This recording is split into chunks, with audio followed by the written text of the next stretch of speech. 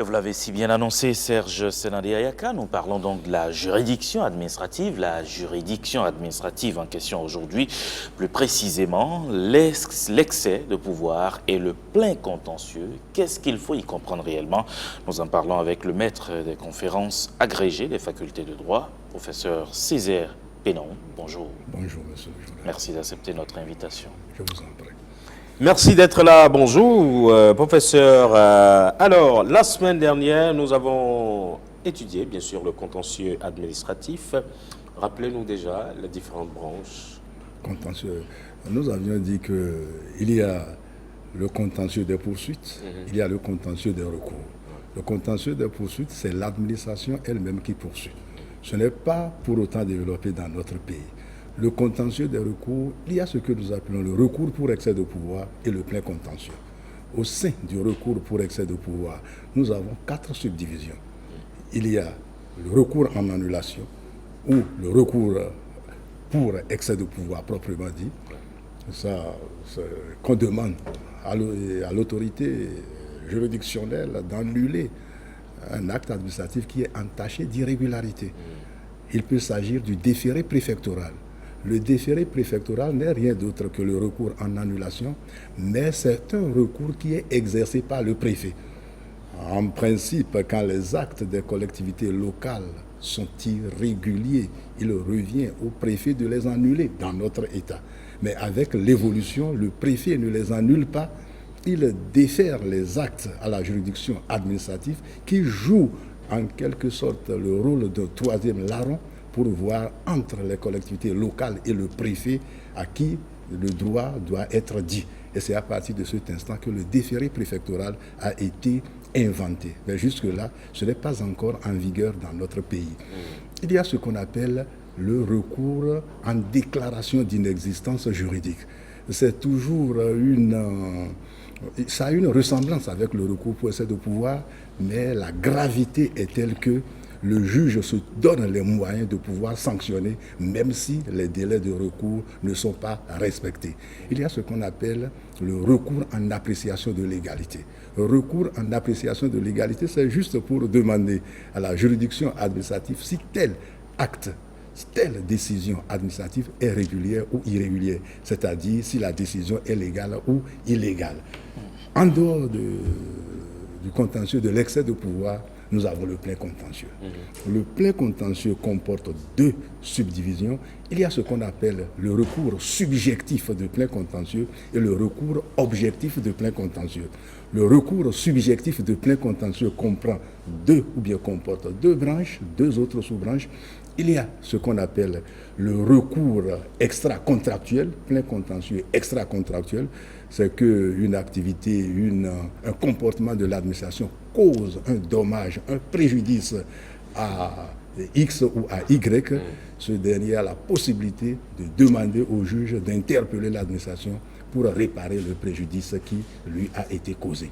Il y a ce qu'on appelle également la responsabilité contractuelle. Quand vous passez un contrat et que ce contrat n'est pas bien exécuté, les préjudices, les dommages qui en découlent doivent pouvoir être respectés.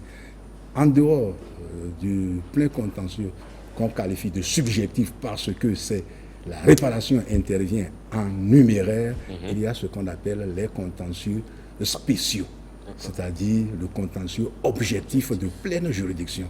C'est un contentieux qui porte également sur des décisions, mais le juge administratif dispose de larges pouvoirs.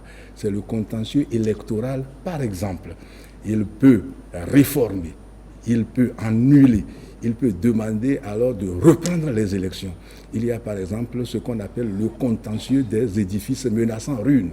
Un maire prescrit qu'un immeuble est branlant, il faudrait démolir. Il revient maintenant à la juridiction administrative de savoir s'il faut démolir, s'il ne faut pas démolir. Là, c'est pour servir le maire ou le requérant. Est-ce qu'il faudrait effectuer des travaux confortatifs pour maintenir l'immeuble en l'état? Le juge peut avoir de tels pouvoirs, raison pour laquelle on parle de contentieux objectif de pleine juridiction. Oui, mais comment procède-t-on à la répartition des compétences entre les ordres de juridiction? Et la répartition des compétences, si c'est entre les ordres de juridiction, le législateur peut prévoir que telle compétence reviendra au juge judiciaire qui connaît aussi de litiges administratifs, ou bien ça doit revenir au juge administratif. Mais en dehors, dans le silence du législateur, le juge essaye de voir les conditions dans lesquelles de tels litiges peuvent revenir au juge judiciaire ou au juge administratif. Pour le juge, pour départager, on a parlé de services publics à caractère administratif, on a parlé de services publics à caractère industriel et commercial, mais tout cela a évolué. Et non seulement le service public ne peut plus à lui seul permettre de dégager si tel litige ou tel autre doit être confié à la juridiction judiciaire ou à la juridiction administrative, mais on a évolué pour voir si, entre-temps, la manière de gérer le service public, c'est-à-dire s'il s'agit d'une activité de gestion publique, à partir de cet instant, on peut dire que c'est la juridiction administrative qui sera compétente, mais non pas la juridiction judiciaire. Voilà un peu, entre les autres juridictions, la manière dont on procède pour répartir les compétences. Mais qu'entend-on par une activité, je dirais, de nature administrative?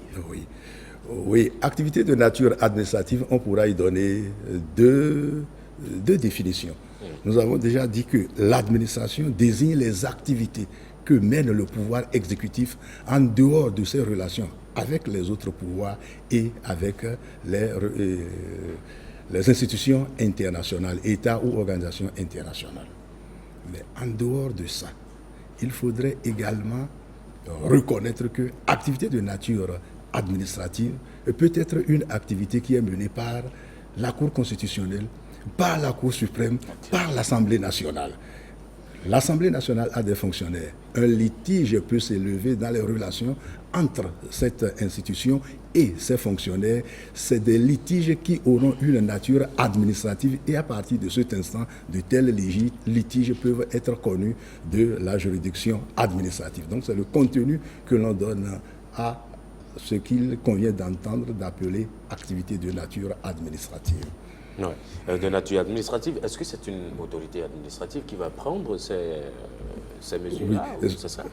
Oui, ce n'est donc pas nécessairement une autorité administrative et qui peut prendre une mesure administrative. L'autorité peut ne pas être administrative et l'activité sera administrative.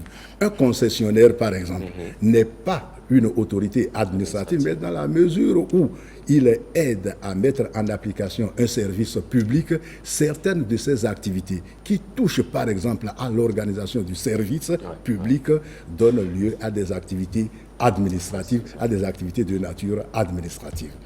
À partir de cet instant, le juge administratif pourra être compétent. Oui, mais dans ce cas, qu'est-ce qu'une autorité administrative? Une autorité administrative, il faut dire que c'est d'abord un agent public, mais un agent public qui est doté d'un pouvoir de décision.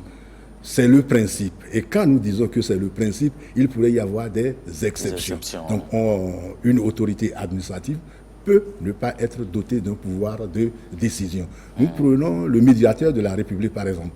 Quand il tranche des différends, c'est juste une portée morale que cela revêt, mais ce n'est pas une portée qui est revêtue de l'autorité de la chose décidée ou de l'autorité de la chose jugée, comme ça pourrait être avec une autorité administrative ou avec une juridiction administrative.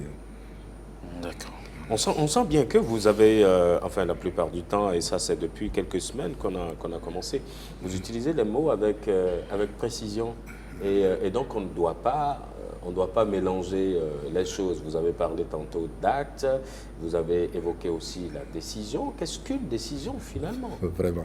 Et il faut dire que l'acte, nous parlons ici de l'acte administratif unilatéral et qui peut être réparti en deux grandes catégories. Il y a certains actes qui aident à prendre d'autres. C'est les actes préparatoires. Un rapport, par exemple, un avis sont des actes préparatoires.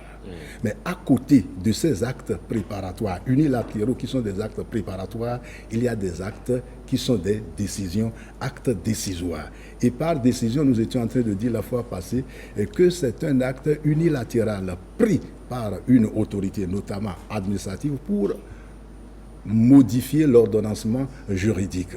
ça peut aider à abroger, à modifier, ainsi de suite. C'est ce qu'on peut entendre par une décision administrative. Et quelles en sont les manifestations? Les manifestations de la décision administrative, on peut dire qu'une décision administrative peut être prise de façon gestuelle. Nous sommes à un gestuelle. Nous sommes à un carrefour. Gestuelle. Voilà, gestuelle. Nous sommes à un carrefour. Et l'agent de police nous fait la main de passer. C'est déjà une décision. Et si vous n'êtes pas dans ce sens et que vous entrez, on va vous prendre votre moto ou votre véhicule. La décision administrative peut être une décision verbale. La conférence, nous sommes en train de traverser la période, la conférence nationale des forces vives de la nation pour faire la tautologie a été convoquée d'abord sous la forme d'une décision verbale. Ce n'est que par la suite qu'une régularisation était intervenue. Voilà un peu.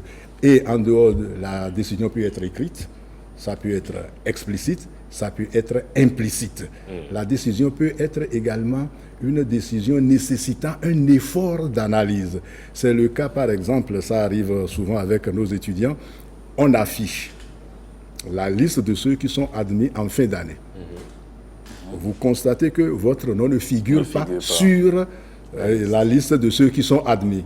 Vous devriez vous attendre à ce que la décision là est en train de cacher une autre décision. Ça, la décision que ça cache d'abord, c'est l'information directe. Information directe dans la mesure où c'est que vous ne réussissez pas. Mais vous ne réussissez pas et à supposer, entre-temps, on ne reprend pas la classe 2 fois. Mais vous avez échoué, c'est que vous avez déjà repris la classe une fois. Donc à partir de cet instant, ça signifie que vous devriez vous attendre à être renvoyé. Et bon, on ne le dit pas à ses parents, de cette façon, on dit que bon, les années à venir le prédisposent à de meilleures prestations. C'est plus élégant en fait. C'est vraiment, donc voilà. Donc la dernière est ce que l'on qualifie de décision nécessitant un effort d'analyse. Voilà un peu, ça peut être pris sous la forme d'un avis. L'autorité administrative peut également prendre sa décision sans avoir à se référer à un quelconque avis. Ben, allez, vous parlez justement d'avis. Nous allons aborder, je vous propose qu'on aborde l'avis, enfin l'heure est partie, qu'on aborde la question de l'avis la semaine prochaine. On verra même les différentes formes d'avis que l'on peut avoir. Professeur, merci beaucoup. C'est toujours un plaisir. C'est partagé, monsieur le président. Merci beaucoup. Merci. Allez, bon retour surtout à Porto Novo. Merci. Merci. Place maintenant à la chronique internationale de James William Baguidi.